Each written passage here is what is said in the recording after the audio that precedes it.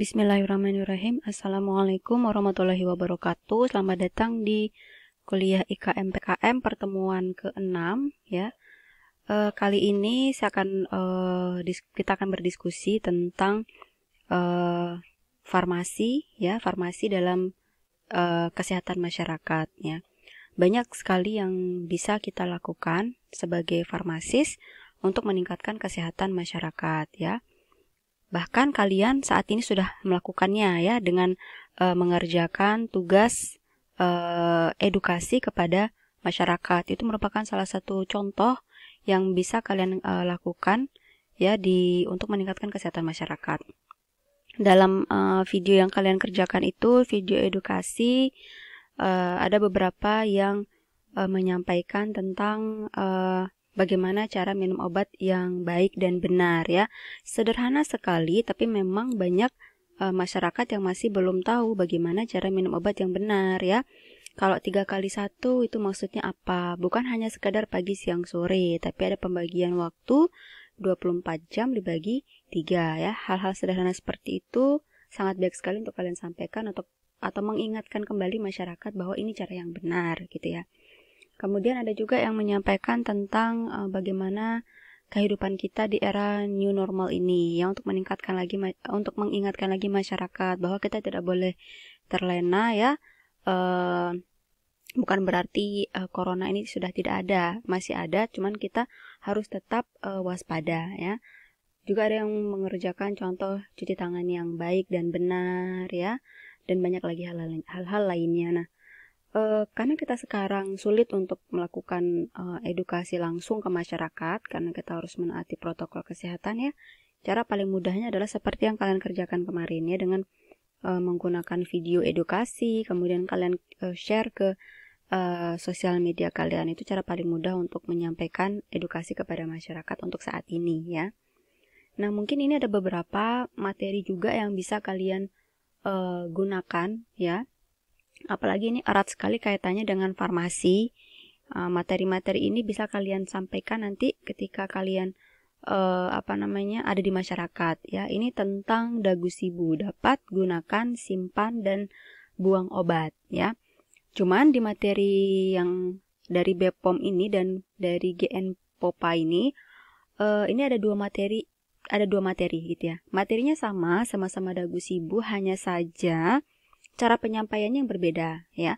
Ada yang untuk anak-anak, ada yang untuk dewasa ya. Karena kalau kita mau menyampaikan dagu sibu kepada anak-anak, tentunya kita harus menggunakan bahasa yang mudah dimengerti sama anak-anak, bahasa yang sesimpel mungkin ya, yang sekiranya mudah ditangkap oleh anak-anak gitu ya. Nah, ini mungkin nanti bisa kalian jadikan panduan ya ketika kalian ingin melakukan edukasi kepada masyarakat. Nah, ini yang kita awali dengan yang anak-anak dulu ya.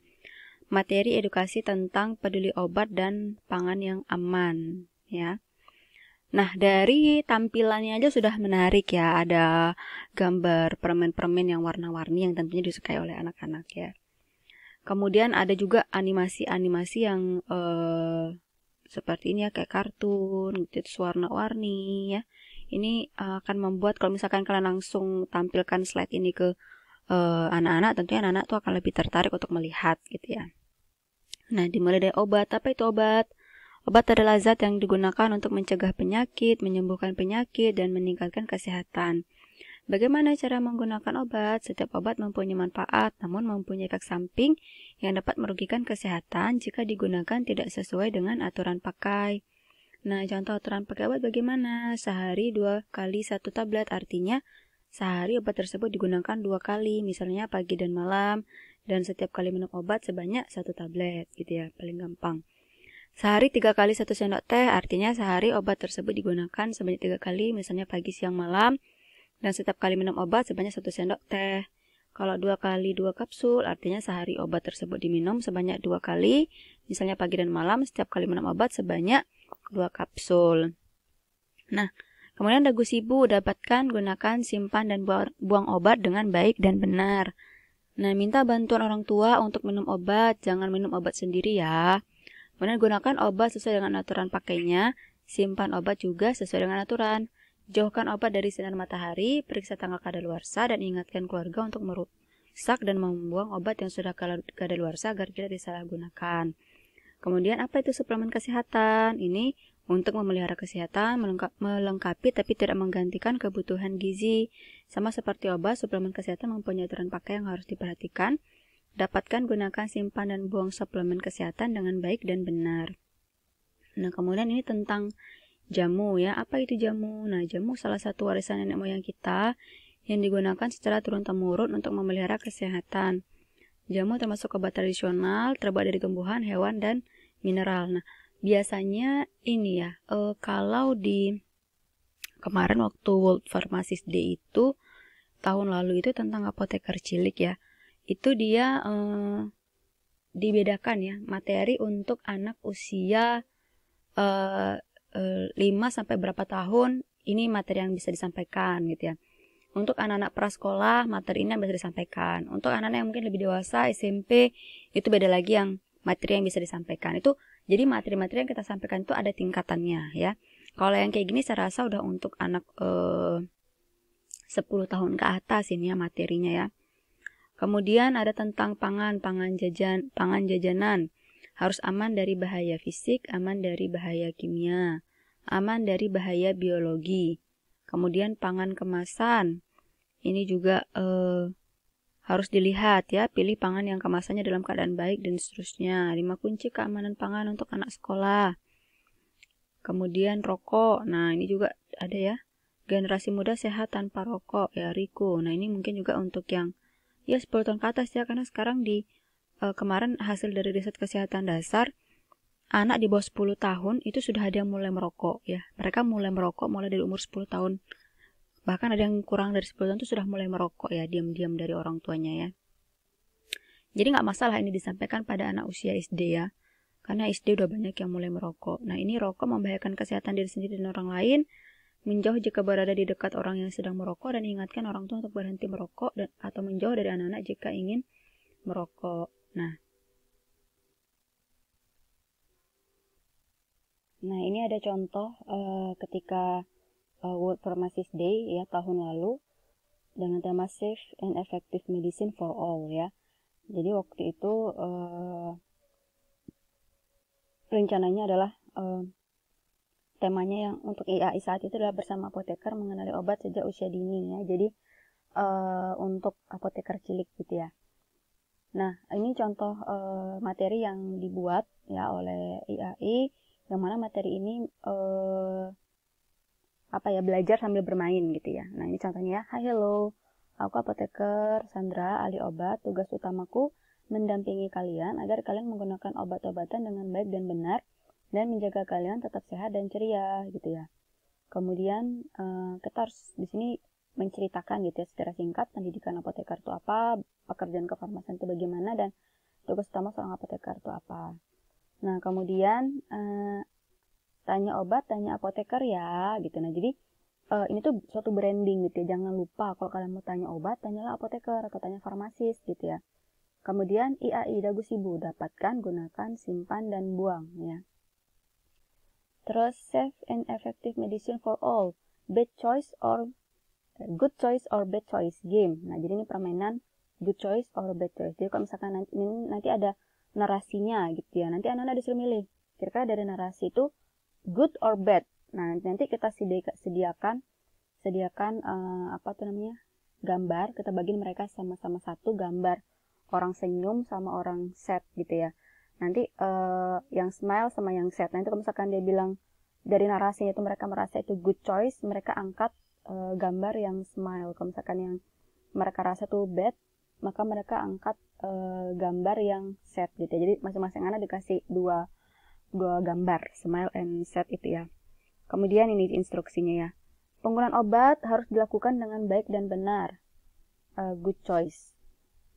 Tetapi seringkali obat digunakan dengan buruk, bad choice.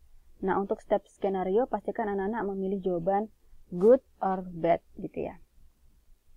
Are you okay gitu ya. Nah, good choice or bad choice ya.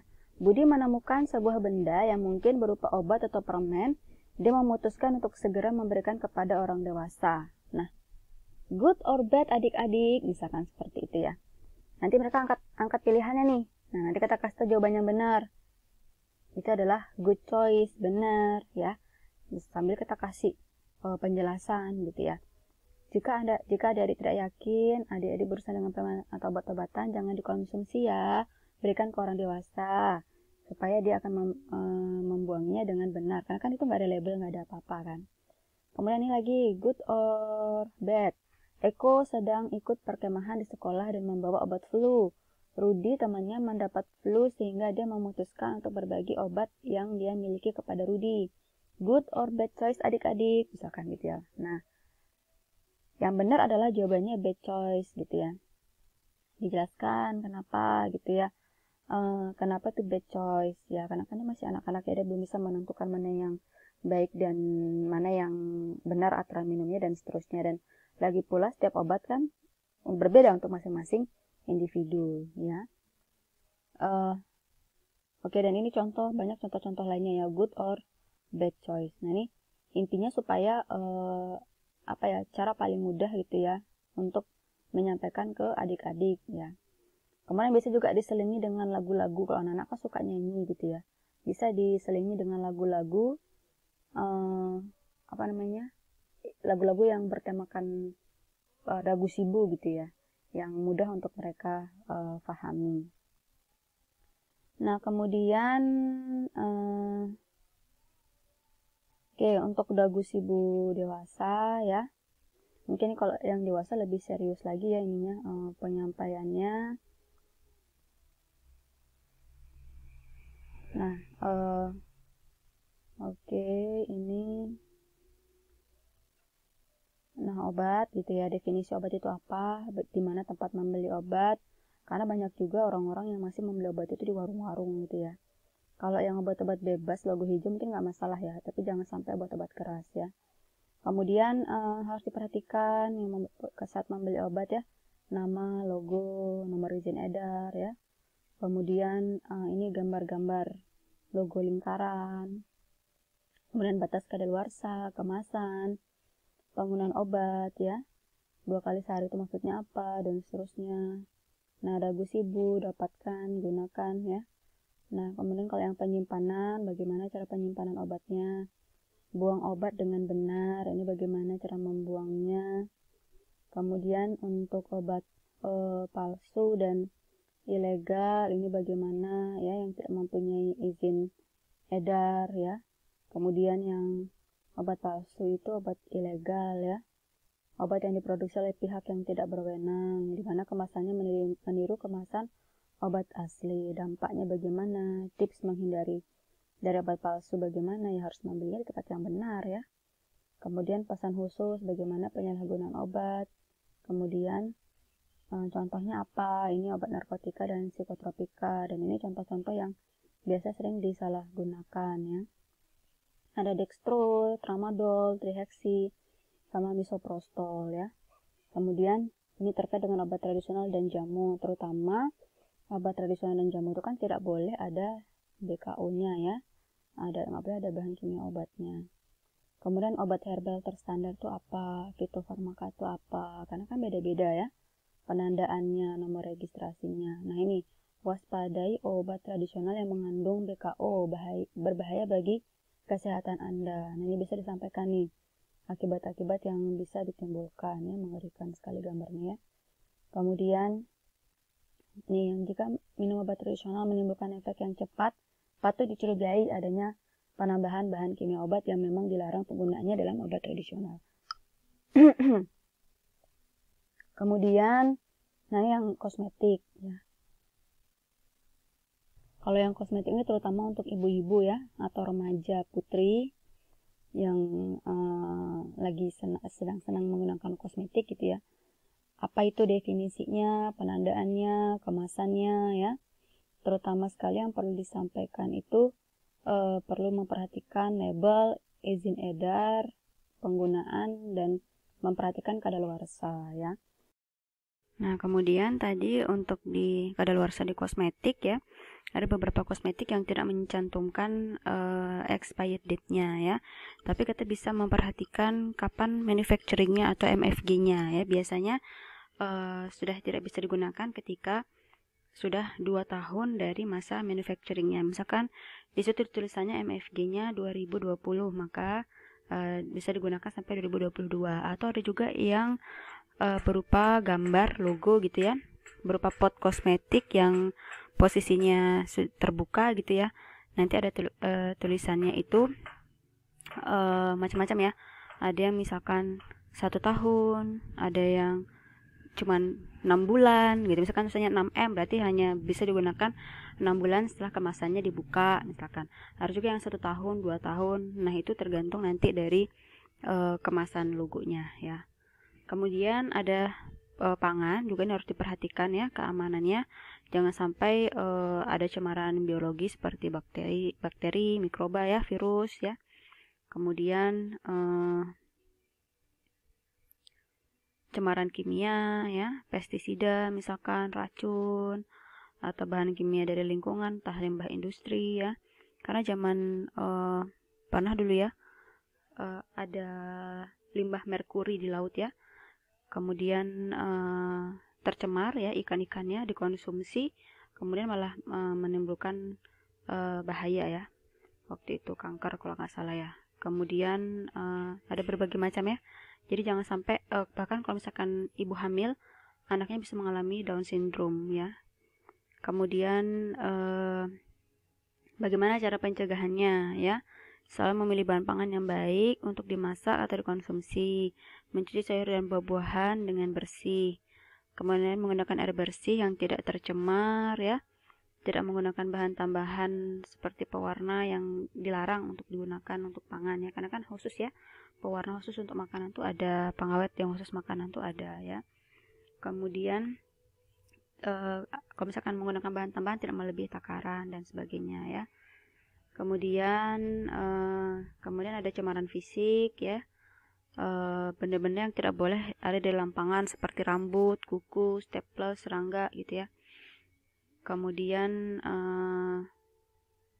yang kalau misalkan termakan itu bisa menyebabkan luka, gigi patah, melukai kerongkongan dan perut ya. Kemudian 5 kunci keamanan pangan itulah jagalah kebersihan, pisahkan pangan mentah dari pangan matang, masaklah dengan benar, jagalah pangan pada suhu aman, gunakan air dan bahan baku yang aman ya. Kemudian ciri pangan kemasan yang baik itu yang bagaimana, yang tidak rusak, penyok atau menggembung ya, tidak kadaluarsa atau rusak, sudah memiliki nomor izin edar. Apa bedanya MD? MD itu adalah produksi dalam pangan ya, produksi dalam negeri. Kalau ML produksi yang diimpor dari luar negeri. Kalau PIRT itu adalah pangan yang diproduksi oleh rumah tangga, industri rumah tangga ya. Keracunan pangan itu bagaimana tanda dan gejalanya ya. Biasanya ada cemaran biologis atau mikroorganisme atau kimia ya. Gejalanya adalah misalkan sakit perut, ya demam dan sebagainya. Bahkan beberapa kejadian itu ketika di acara gitu ya, acara syukuran ya, disuguhi makanan gitu ya, kemudian ternyata ada cemaran biologisnya sehingga bisa terjadi KLB ya, keracunan pangan ya, dalam jumlah orang dalam jumlah yang banyak gitu kan, misalkan undangannya banyak gitu ya. Kemudian bagaimana proses penanganan pangan penyebab keracunan pangan ya. Nah ya, bagaimana menyiapkan pangan jauh sebelum waktu konsumsi ya, dan sebagainya, pencegahan keracunannya, siapkan pangan menjelang waktu konsumsi. Kemudian kalau tidak segera dikonsumsi, simpan dalam lemari pendingin. Nah, cuman beberapa makanan tuh ada masa simpannya ya. Misalkan kalau mau simpan daging mentah di freezer itu dia akan bertahan selama berapa lama ya.